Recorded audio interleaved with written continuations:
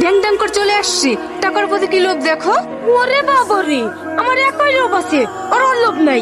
তার বেলা তো ভোরবেলা থেকে এসে দাঁড়িয়েছো। এই পেমেন্ট পেয়েছি? হ্যাঁ পেয়েছি। এই ব্যাগটা আমাকে দে, আমি ভাগ করে দিচ্ছি। তুই ভাগ করবি মানে? আমাকে তো আমি ভাগ করবো। এই ছাড় বলছি, আমি করবো। আপনারা চুপ করেন। প্রত্যেক মাসে এভাবে ঝামেলা করেন কেন?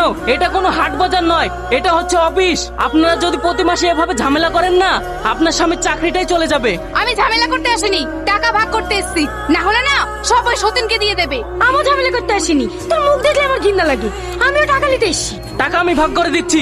এই মাসে আপনাদের স্বামী 40,000 টাকা বেতন পেয়েছে, আপনি নেন 20,000, আপনি নেন 20,000। আর এই মাসে আপনার স্বামীর অফিসের যাতায়াতের খরচ দুজনে 3,000 করে টাকা দেন। আমি পাগল নাকি?